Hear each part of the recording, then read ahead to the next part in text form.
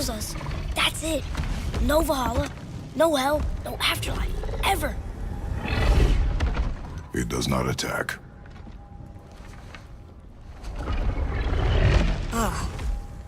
Mom made them sound more dangerous than that. Then do not drop your guard. Come.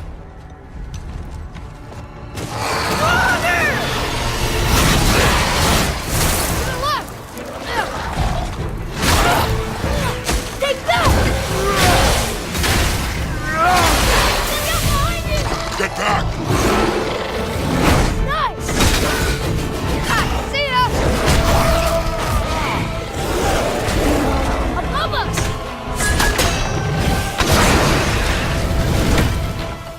Wow! Amazing! Follow me.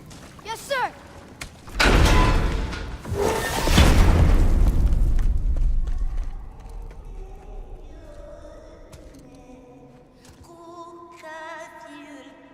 That doesn't sound like a soul eater.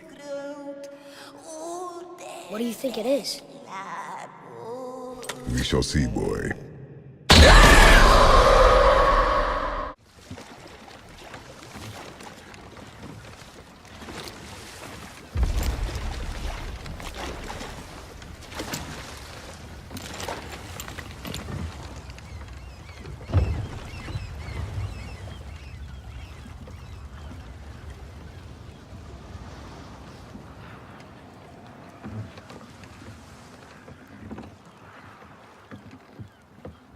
Are you gonna do it?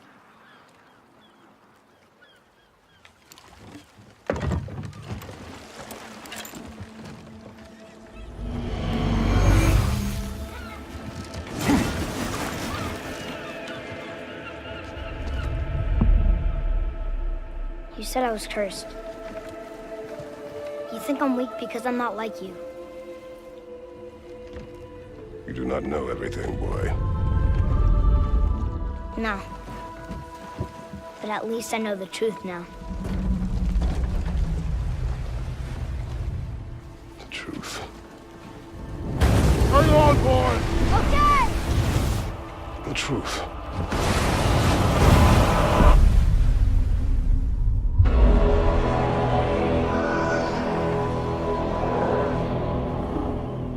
Long way from home, aren't you?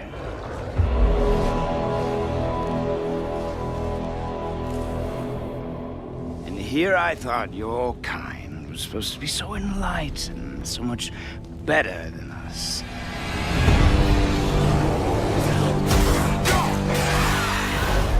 The gods of these realms don't take kindly to outsiders, trust me. When they find you, and they will, they'll make things difficult. Wait here. I will handle this.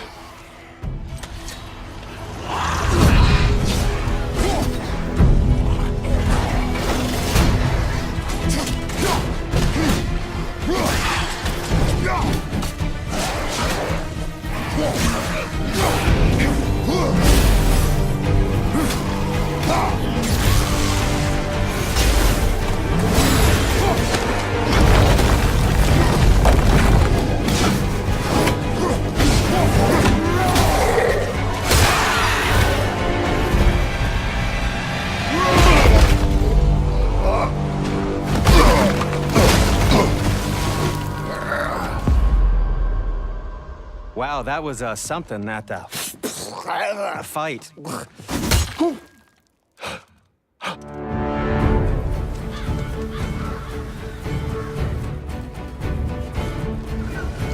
On our journey, we will be attacked by all manner of creature.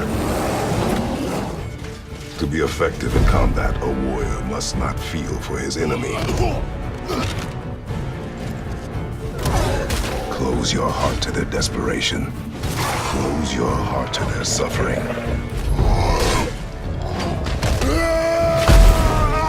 The road ahead is long and unforgiving. No place for a boy. You must be a warrior. But not everyone is bad. Mother always said to be open to those who can help. Who you were before doesn't matter. This boy is not your past, he is your son.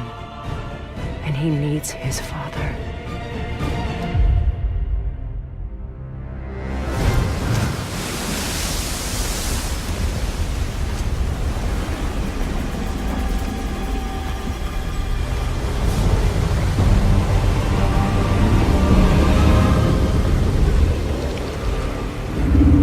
What is this?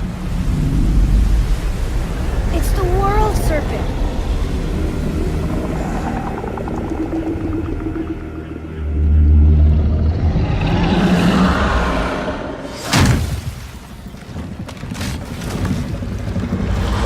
Stay calm, boy!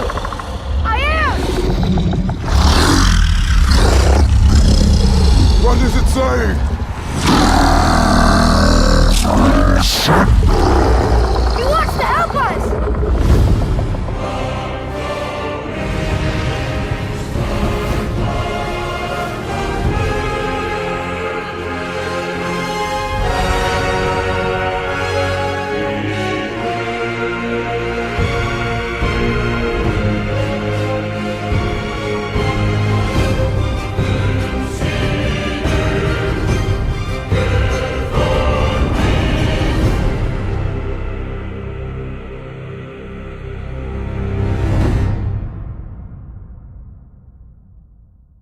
PlayStation.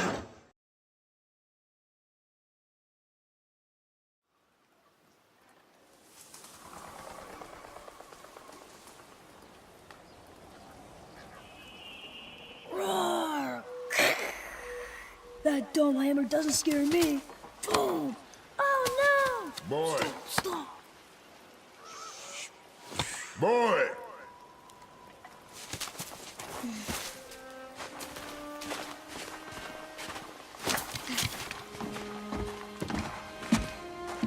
Your mother's knife. It belongs to you now.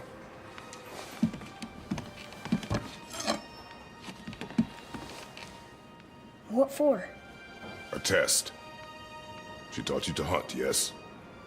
Yes, sir. Then show me what you know. I am hungry. Feed us. What are we hunting? You are hunting deer. Which way? Your hunt. You tell me. South? Is that a question? South.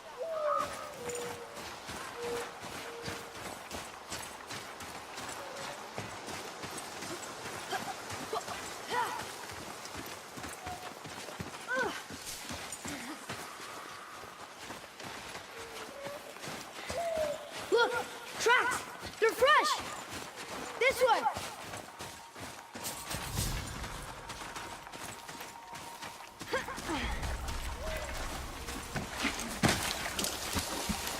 Ah!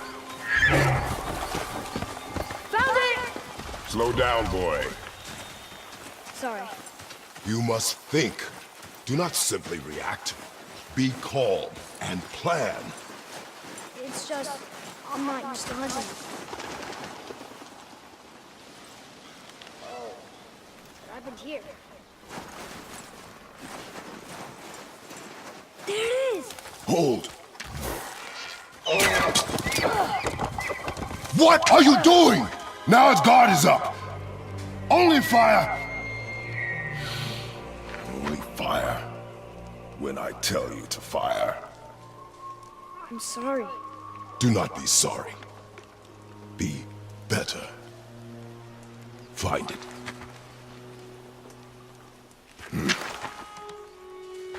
Find it.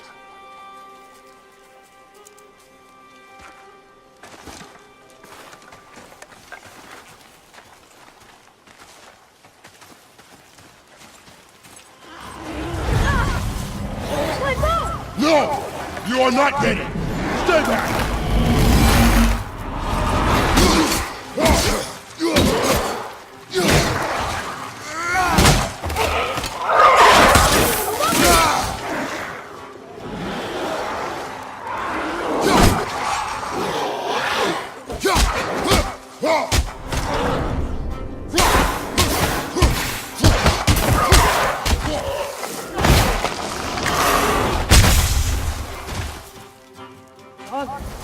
knew something fell off about the forest. Keep moving.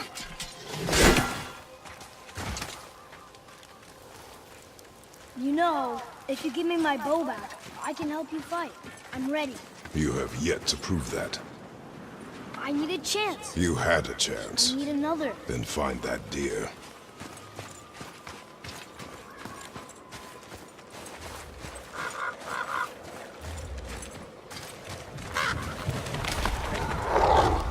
Back away, boy!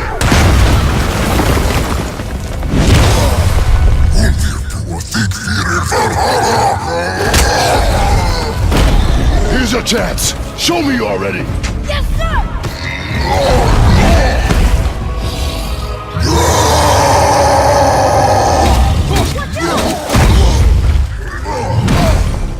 Back off, get a clean angle!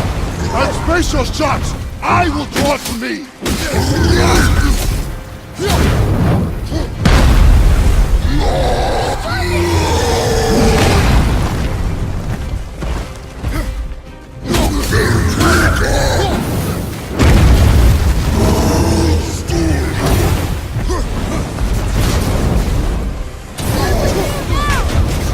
Shoot it! On it!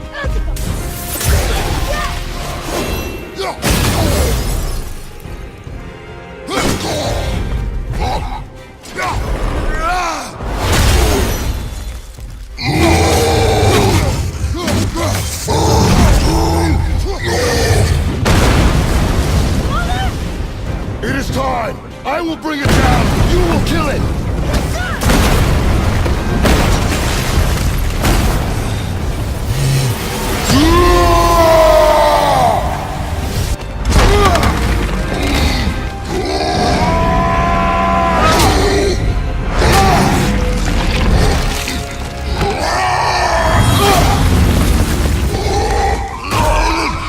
Now, boy! What? Do it!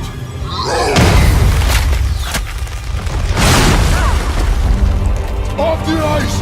No!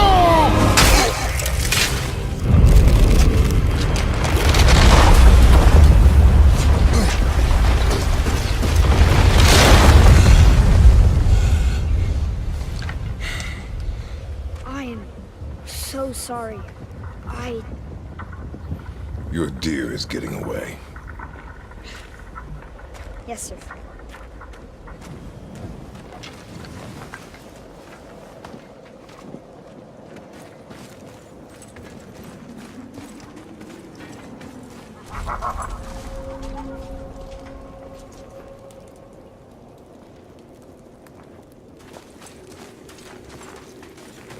I can't believe we fought a real troll. And you froze when I told you to kill it. I know, but he was staring right at me. How could I look him in the eyes and Him? kill? I thought your mother taught you to hunt. She did, but I never had to kill anything. She always did that part. Then it is time for you to learn. Father, look!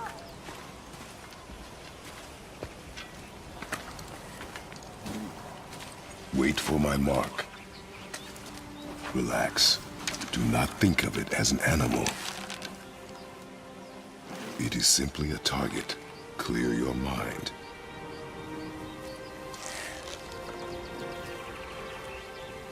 Exhale and release. I got it! Good.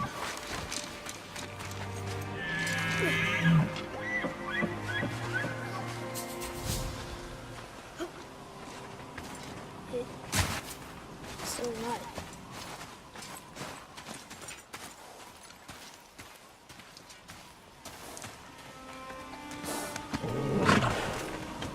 Your knife.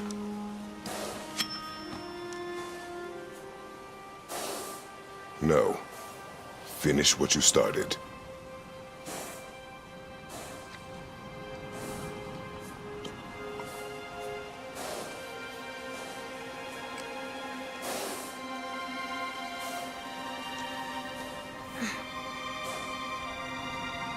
I can't.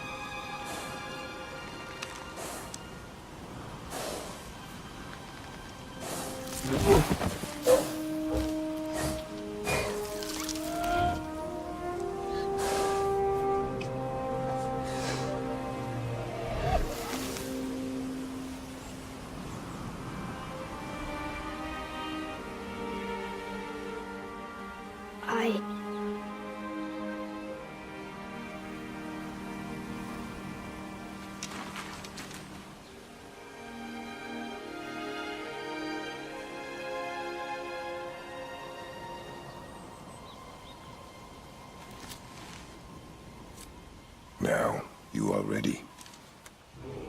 For what?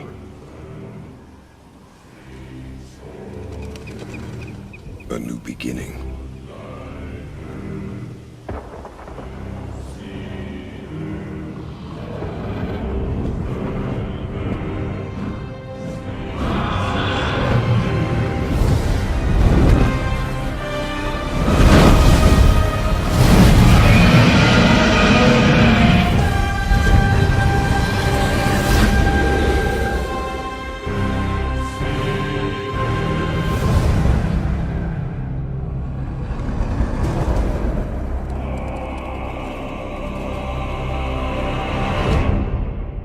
PlayStation.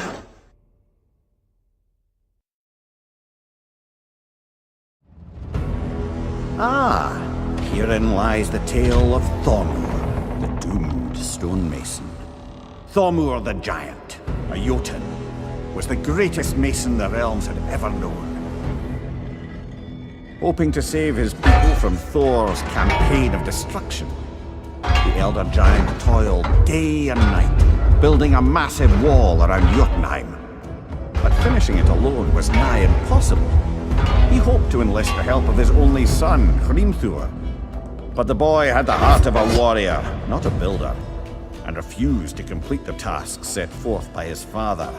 Perhaps the mason had too much fear, or his son too much pride. Either way, the frustrated Thormur let out a bellow so loud it uprooted trees in the nearby woods. Then their quarrel came to blows. Eventually, Hrimthur ran off into the night, forsaking his father one last time. Thormur gave chase, only to find himself lost and alone in Midgard. His desperate cries never found the boy, and instead drew attention of another lurking in the darkness, Thor. Their battle was fierce but decisive. A blow from Thor's hammer caused Thormur to fall on his own chisel, driving it straight through his skull. He landed upon a village, crushing its inhabitants, who were known for worshipping the Vanir god Njord. His fall released a great burst of freezing energy, cloaking the landscape in snow and ice for miles in every direction. Thor always took credit for planning all this. But the truth is, the sweaty ballbag just got lucky. Their father-son quarrel forever changed the landscape of Midgard. The dead stone mason lies there to this day, an everlasting reminder of Thor's brutality and the consequence of a son who dares betray his father.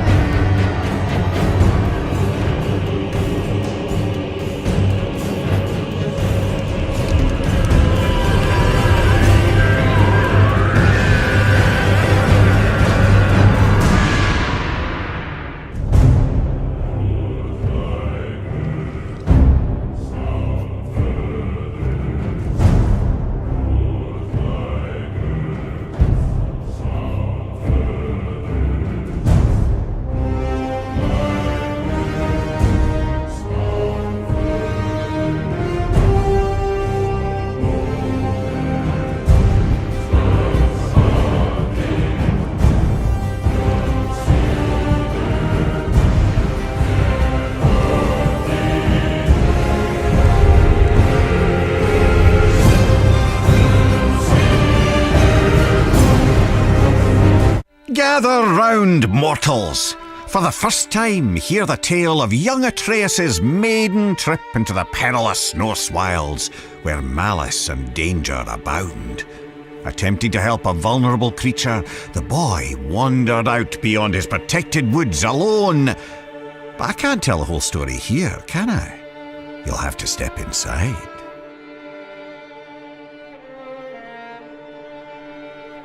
Atreus awoke to find his father missing. Not that there was anything unusual about that. Tasked with retrieving their dinner, Kratos would often take leave on day-long hunts.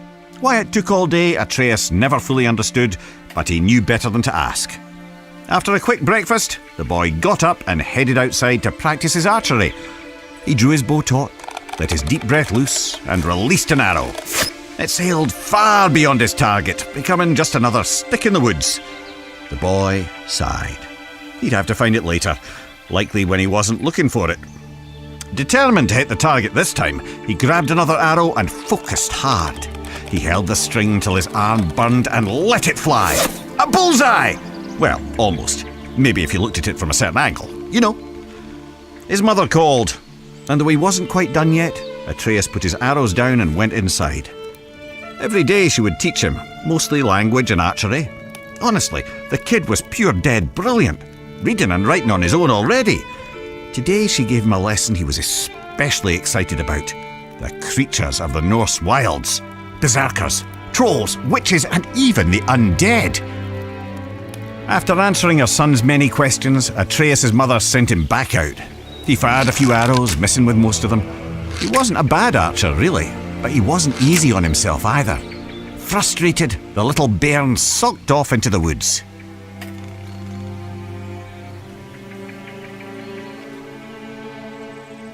Don't sulk yourselves. Follow the boy to the next area.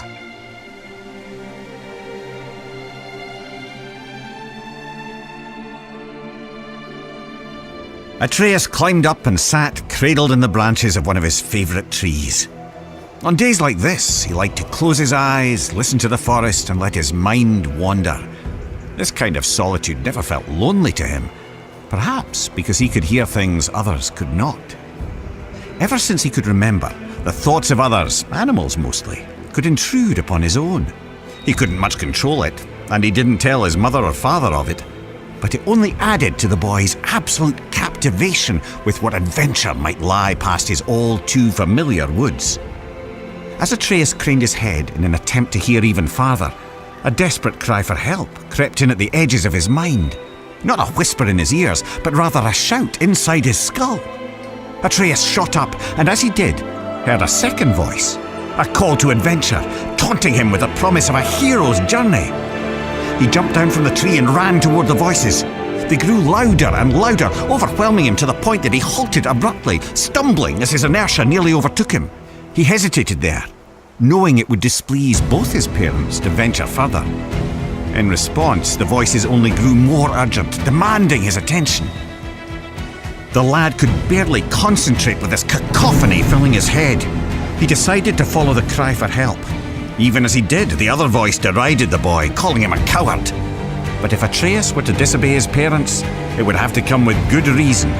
Surely, he thought, they couldn't be too upset at him for responding to a distress call. Nearly convincing himself this might be true, Atreus took a deep breath and stepped out of the protected woods he'd known all his life into the foreboding Norse wilds.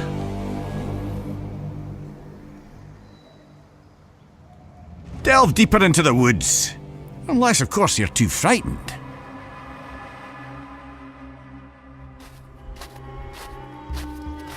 Making his way through Midgard's unfamiliar terrain, the pained cry of a wounded doe rang out, carried on the frigid breeze.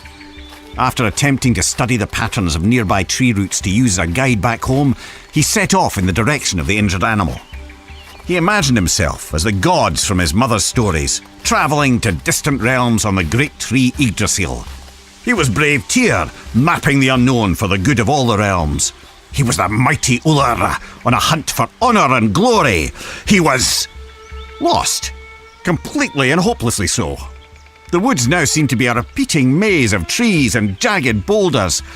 His growing panic was interrupted by sharp screams of agonizing pain. The wounded animal was near and in true peril. Forgetting his own dilemma, Atreus shot toward the cries of the beast. And there, in a clearing near a creek, he saw it. A wounded doe lay on the ground. The matted, blood-stained fur on its chest heaved up and down as it struggled to breathe. An arrow jutted out of its neck. But what hunter would seek an innocent doe and fail to finish it off? The animal looked Atreus straight in the eye. Its pained grunts eased now as its pupils contracted. The one he had called had come. "You're safe now. I'm here," Atreus said, clumsily attempting to comfort the poor soul. "You can let go." The doe's strained breath became shallower. It took one final gulp of air in and ceased to move. Atreus laid his hands on the doe's heart and softly recited Norse death rites, inspired by his mother's teachings. The boy sighed, and his eyes drifted upward. As they did, he noticed there was far too much blood on the ground for a simple arrow wound. The red stains in the snow trailed off into the deeper brush. Atreus jumped to his feet to follow it.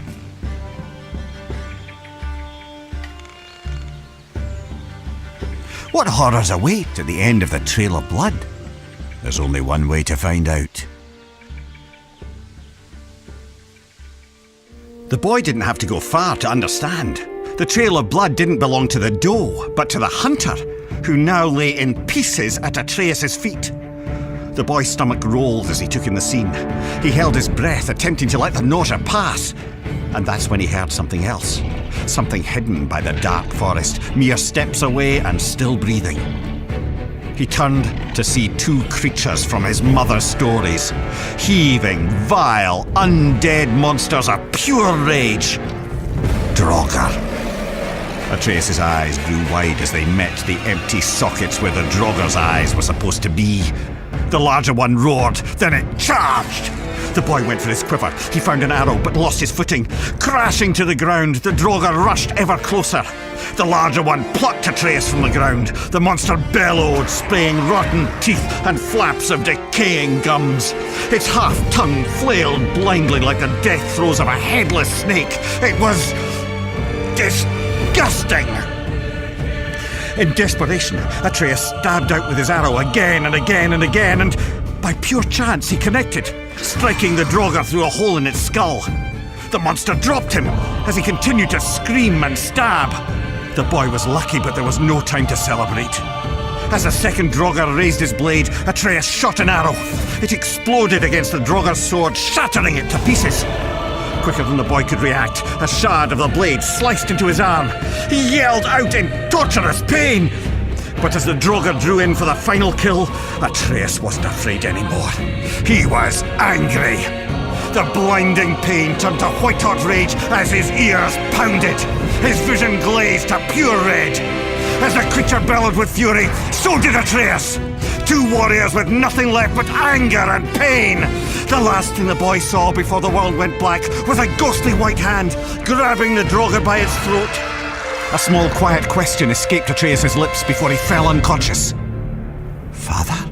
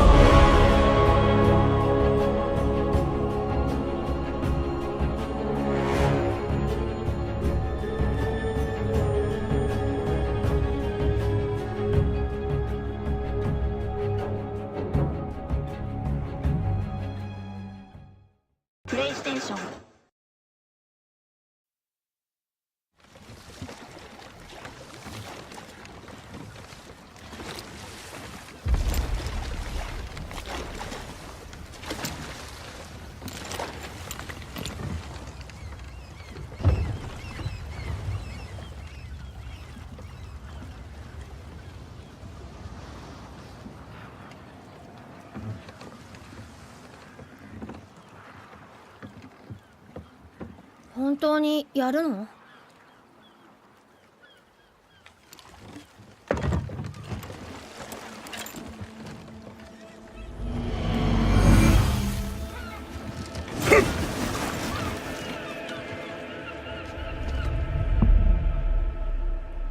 僕は呪われてる。父上のように強くもない。知ったような口を聞くな。でも本当のことは分かった。本当のこと。捕まるんだ。はい。真実か。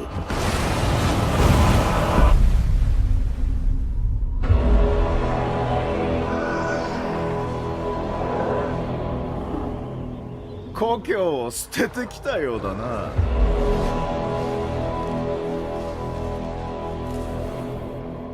お前らは俺たちよりもはるかに優れてるんじゃなかったのか。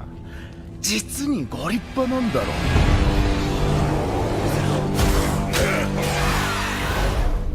う。この世界の神々にとってよそ者は目障りな存在なの。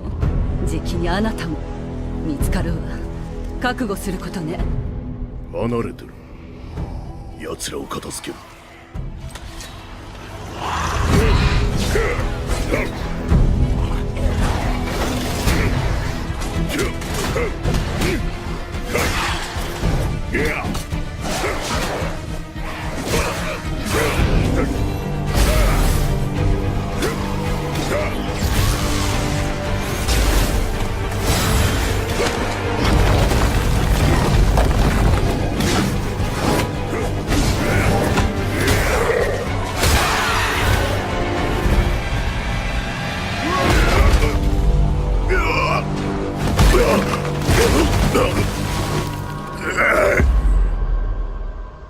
すごい戦いでしたね。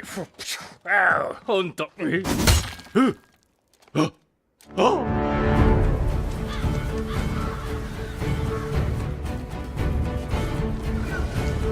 この旅では多くの敵が行く手を阻む。戦いを生き抜くためには情けをかけるな。敵の苦しみと絶望から己の心を閉ざせ。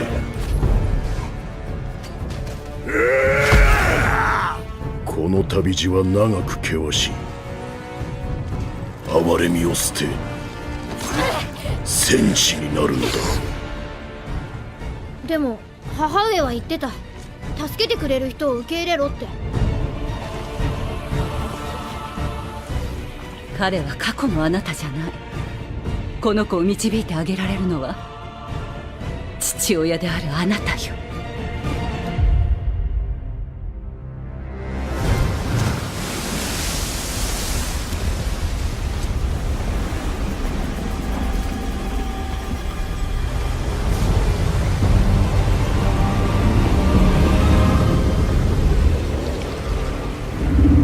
なんだこれは。ヨルムンガンドだ。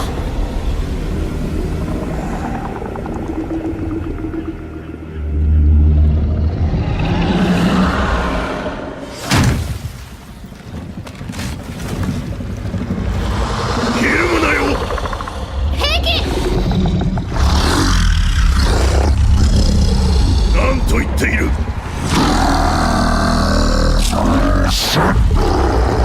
望みを言えって。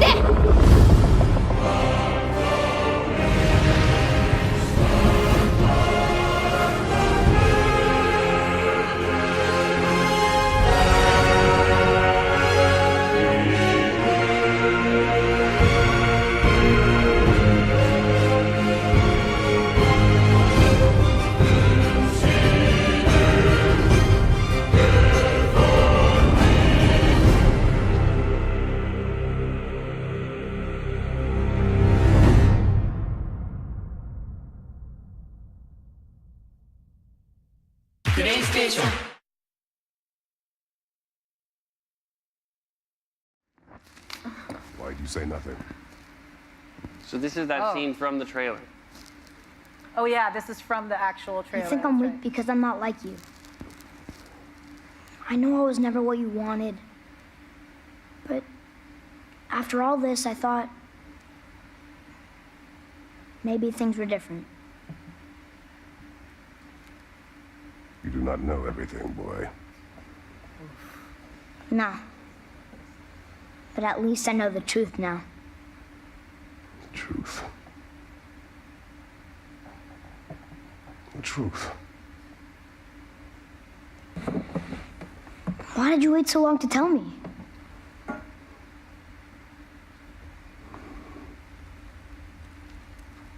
I had hoped to spare you.